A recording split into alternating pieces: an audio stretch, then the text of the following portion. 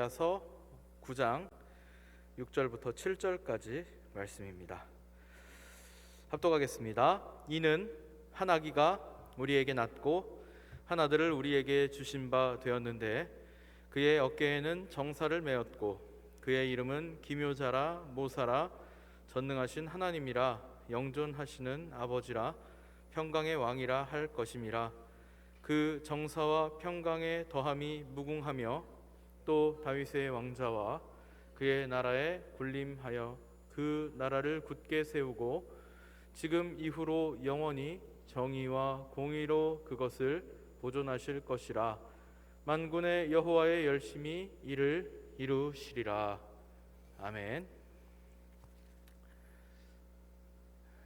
우리가 12월 들어서면서 성탄을 같이 묵상하려고 하고 있습니다. 그래서 특별히 이 이사야서의 말씀을 인용했던 마태복음 말씀을 먼저 보았었고, 오늘은 이사야서 9장에 나와 있는 예수님의 탄생을 예언하고 있는 예언의 말씀을 함께 묵상하려고 합니다. 우리가 지난 시간에 흑암과 사망의 그늘에 거하는 이들에게 빛이 비추었다라고 하는 말씀을 통하여서 우리가 이 문제를 우리 스스로 해결할 수 없음에 대해서 생각을 해봤습니다. 그러니까 흑암이라고 하는 것은 결국 우리가 이 인생에서 겪고 있는 문제를 해결할 능력이 우리 스스로에게 없고 그것을 찾을 방법도 없고 찾을 수 없음에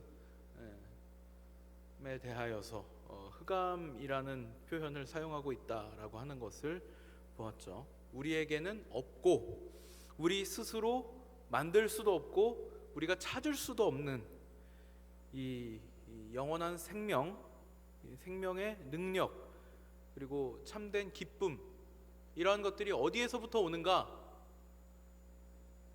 하나님께로부터만 올 수 있다라고 하는 것을 우리가 살펴보았습니다. 그리고 이 빛이 우리에게 어떻게 전해지는지에 대해서 오늘 이 시간에 함께 살펴보려고 합니다. 오늘 본문에 보니까 한 아기가 우리에게 낳고 그래요. 이게 무슨 의미냐면 하나님의 빛이 우리 가운데 어떻게 임하셨는가를 지금 설명하고 있습니다. 예수님께서 사람의 몸을 입고 태어나셨는데 태어나실 때부터 이미 성인으로 짠하고 나타나신 게 아니라 아기의 몸으로 태어나셨다라고 하는 것이죠.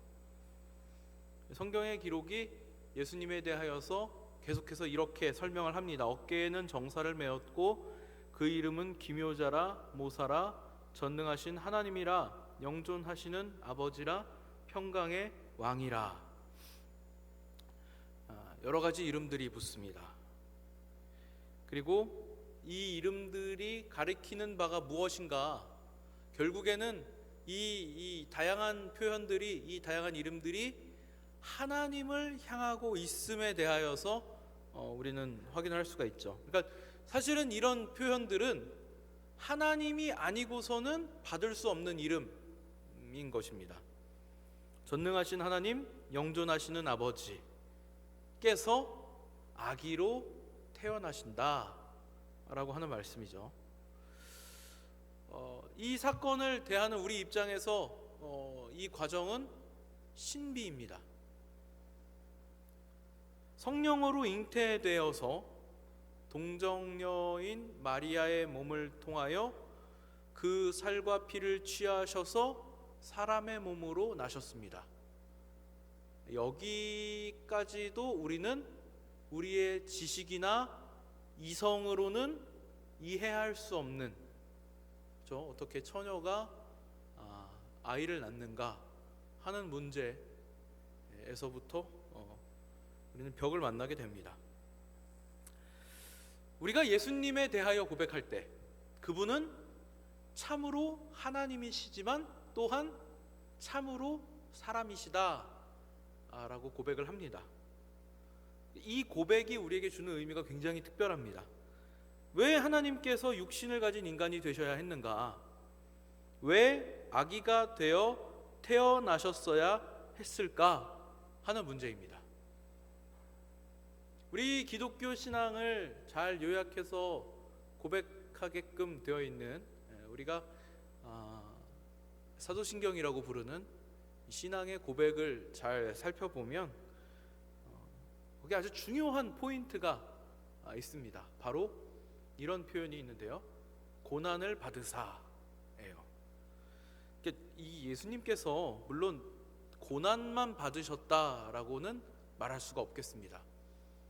그렇지만 중요한 것은 예수님이 이 땅에 나심 그 자체로부터 이미 고난의 연속이죠. 그러니까 지금 여기 표현에도 보니까 이런 표현들이 있잖아요. 정사를 어깨에 메고 기묘자라 모사라 전능하신 하나님이라 영존하시는 아버지라 평강의 왕이라.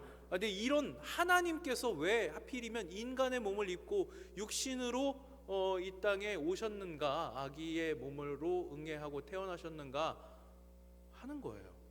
그러니까 이게 예수님께서는 인간의 몸을 입으심 그 자체로 이미 고난의 시작이다 라고 하는 것이죠.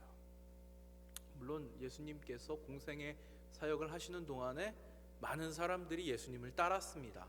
그분을 주로 고백한 이들도 있었고 메시아로 생각하고 따르는 이들도 있었습니다만, 우리는 예수님께서 가셨던 길이 결코 순탄하지 않았음을 알고 있죠. 어떨까요? 예수님은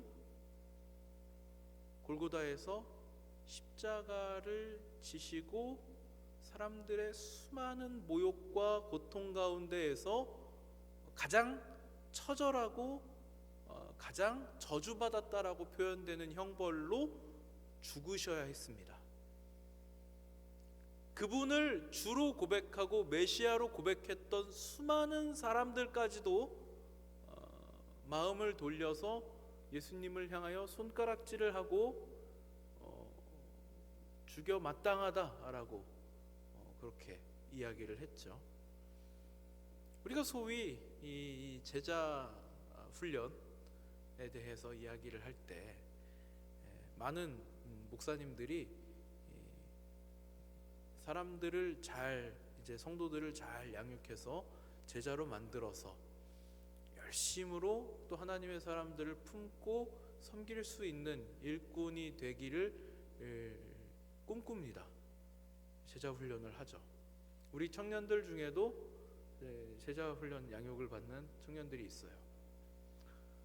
예수님께서 제자 훈련이라고 하는 그 모범을 보이셨죠. 친히 12명의 제자를 택하시고 그들과 함께 생활하시면서 먹고 마시고 함께 자고 같이 기도하시고 말씀을 가르쳐 주시고 여러 일들을 통하여서 제자 삼으셨는데, 중요한 것은 그렇게 열심으로 품고 훈련시켜서 제자 삼으신 이들이 정말 예수님께서 가장 힘드시고 괴로운 순간에 뭐 하고 있었는가? 다 뿔뿔이 흩어져 버렸다는 것이죠. 예수님은 가장 고통스럽고 가장 괴로운 순간에 또한 가장 외로우셨습니다. 너무나도 고난을 위해서 태어나신 분이라고 하는 이 사실이 우리의 마음에 절절하게 와닿는 대목이죠.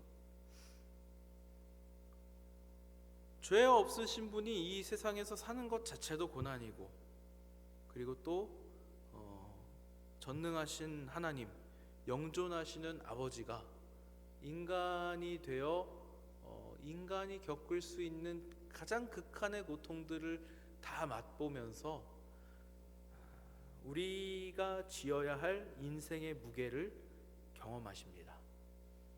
이 히브리서에서는 예수님께서 우리의 영원하신 대제사장이 되신다라고 설명을 할 때 예수님께서 우리가 져야 할 이 인생의 무게를 다 지셨음을 우리로 하여금 상기시키도록 하죠. 그러니까 예수님은 우리가 경험할 모든 괴로움과 고난과 인생의 무게들을 다 맛보셨기 때문에 마땅히 우리의 중보자가 되실 수 있는 분이죠. 그러니까 우리는 단순히 예수님의 탄생을 축하한다. 물론 이 생일은 셀러브레이션, 축하하는 의미를 담는 것이 마땅합니다만, 저는 항상 성탄절을 맞이할 때마다 그런 생각을 해요. 과연 이 예수님의 탄생은 단지 축하받을 만한 일인 것인가? 고민스러운 대목이었었습니다. 이 성탄절이 가지고 있는 이 참된 의미를 우리가 단지 예수님의 탄생을 축하합니다 정도로 다 담아낼 수 있는 것인가 하는 문제죠.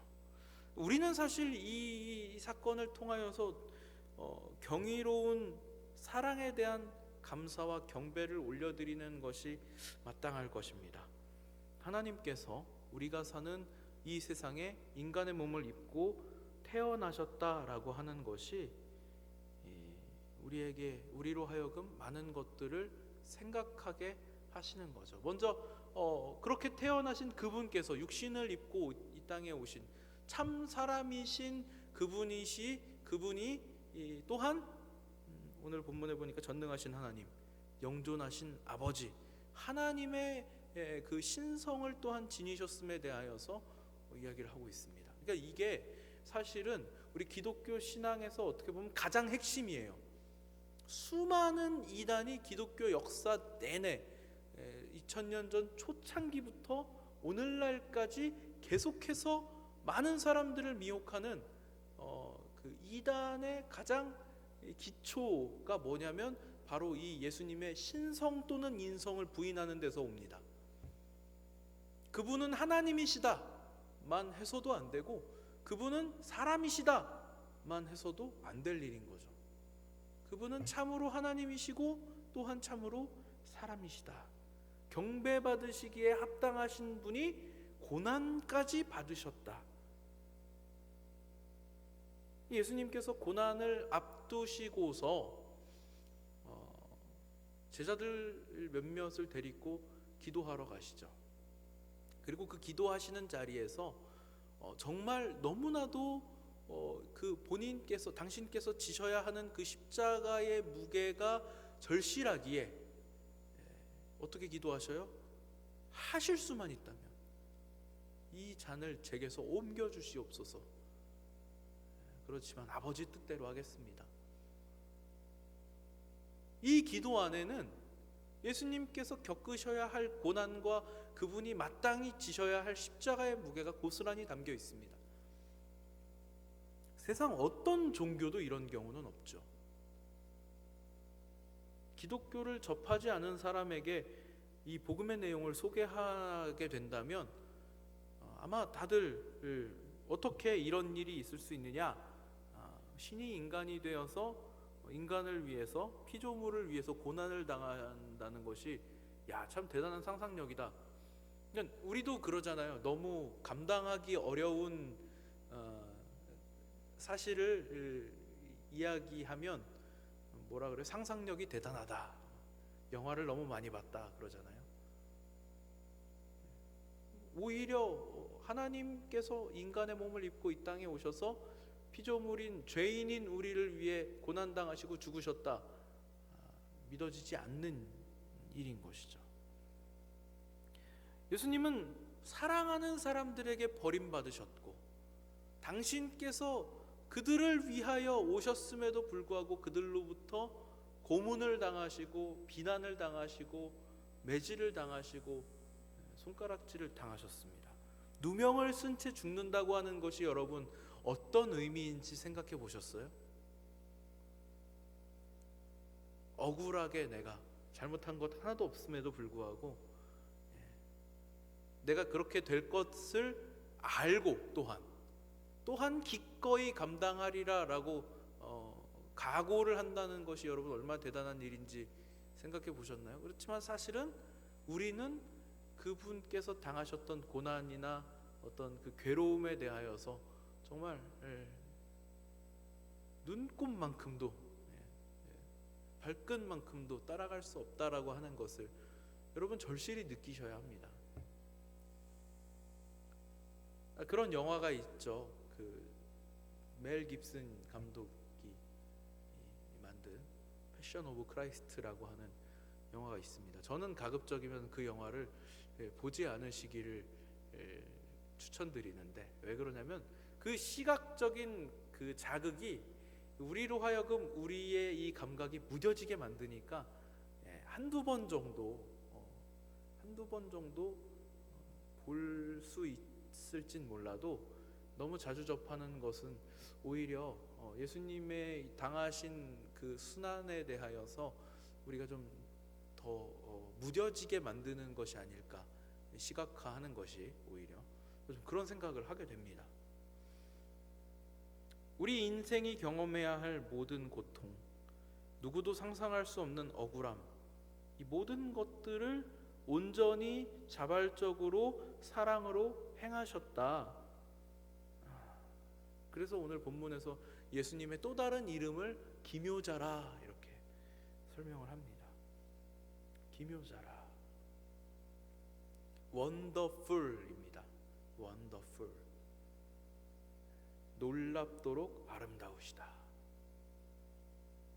이 세상에 친히 오신 하나님의 빛으로서 우리의 영적 죽음을 몰아내시고 진리로 우리의 눈을 뜨게 하시는 분, 우리가 벗어날 수 없는 죄의 굴레를 끊어내시고 죄로부터 우리를 자유롭게 하시는 분, 이 빛을 우리에게 주심을 우리는 오늘 이 말씀을 통하여서 확인하게 되는 것이죠. 한 아기가 우리에게 낳았을 뿐 아니라 우리에게 주신 바 되었다. 하나님께서 우리에게 주셨기 때문에 우리는 기꺼이 감사로 받을 수 있는 것입니다. 우리 예수님께서는 세상 모든 정치와 권세를 어깨에 메시고 영원히 정의와 공의로 통치하러 오시는 평강의 왕이십니다. 기묘자요 모사이시며 전능하신 하나님, 영존하시는 아버지, 평강의 왕이신 예수님, 누구도 함께할 수 없는 흑암과 사망의 고통 가운데에서 우리를 지켜주시고 우리의 앞길을 비춰주시고 우리에게 빛이 되어주십니다. 이제 예수님께서 우리 곁에 오심으로 흑암이 더 이상 그 영향을 끼칠 수 없게 되었고, 또 사망의 그늘에 놓여있던 이들이 자유함을 얻게 되었습니다. 세상이 아무리 어둡고 혼란스럽다고 하여도 이제 우리는 예수님의 빛을 바라보면서 우리의 인생길을 걸어나갈 수 있게 된 것입니다. 누구보다 우리를 잘 아시는, 우리가 경험할 모든 경험을 다 하신 예수님께서 우리가 가야 할 길을 비춰주고 계시는 것이죠.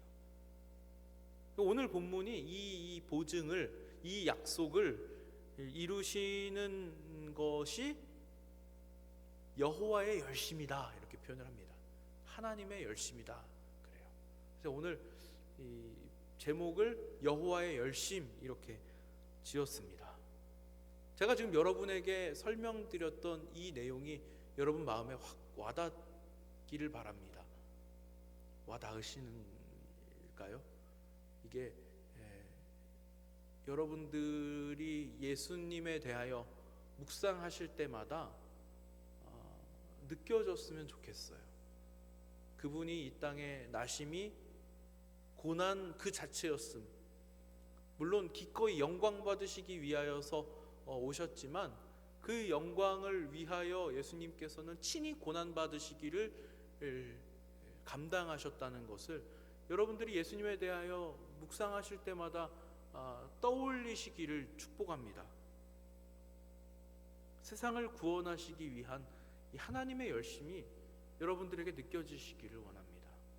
저와 여러분이 하나님의 자녀가 되기 위해서 하나님께서 행하시는 이 열심, 예수님을 이 땅에 보내시고 또 그 아들을 십자가에 못 박아 죽이시기까지 하신 그 열심, 그리고 죽음에서 부활하심으로 이끄셔서 우리에게 또한 영생의 소망을 품게까지 하시는 그 열심, 성경은 이 열심을 사랑이라고 부릅니다. 저는 오늘 이 이사야서가 말씀하고 있는 여호와의 열심을 감히 하나님의 사랑이라고 표현하려고 하는 것입니다. 요한복음 3장 16절을 보면요, 요한복음 3장 16절에 하나님이 세상을 이처럼 사랑하사,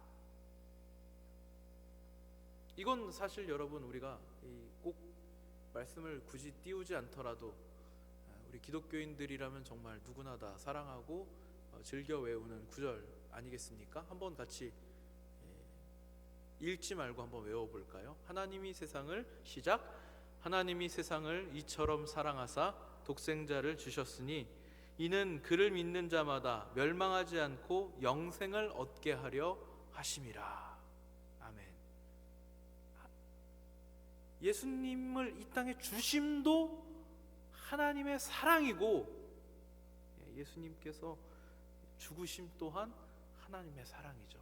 로마서 5장 8절을 보니까요, 같이 한번 읽어볼까요? 우리가 아직, 시작. 우리가 아직 죄인 되었을 때에 그리스도께서 우리를 위하여 죽으심으로 하나님께서 우리에 대한 자기의 사랑을 확증하셨느니라. 예수님은 나심도 하나님의 사랑이요 죽으심도 하나님의 사랑이다. 우리를 향하신 하나님의 그 사랑이 열심으로 나타나서 독생자를 보내주시고 그분을 십자가에 못 박아 죽이시고, 그러나 영원하신 하나님, 전능하신 왕이시기에 사망도 그 권세로 예수님을 덮을 수가 없었고 예수님은 부활하신 것이죠. 예수님의 탄생과 죽음과 부활 모두가 우리를 사랑하신 하나님의 열심을 드러내는 사건들입니다. 우리는 이러한 하나님의 열심이 우리에게 주는 복된 성탄을 묵상하는 시간을 보내고 있는 것입니다. 하나님께서 우리를 통하여 이루고자 하시는 당신의 나라와 영광을, 이 하나님의 열심, 하나님의 사랑을 통하여 목격하시고 경험하시는 복된 성탄을 맞이하는 우리 청년들이 다 되기를 소원합니다. 기도하겠습니다. 하나님 아버지, 독생자 예수님의 탄생과 죽음과 부활이라고 하는 이 사건들이 우리를 사랑하신 하나님의 열심을 드러내고 있음을 다시 한번 느끼게 됩니다. 이것이 우리에게 또한 영생의 소망을 품게 하고 하나님의 자녀가 되는 자리를 허락하신 은혜임을 감사합니다. 오늘 저희는 성탄의 의미를 다시 되새기며 세상이 갖는 관심이 아닌 하나님의 관심을 따르고자 합니다. 당신의 열심을 알게 하시고 그 사랑을 통해 살게 하여 주시옵소서. 믿음으로 당신의 나라와 그 영광을 보게 하여 주시옵소서. 복된 성탄을 기대하며 준비하며 맞이하고자 함께 소원하며 기도드립니다. 예수님 이름으로 기도드립니다. 아멘.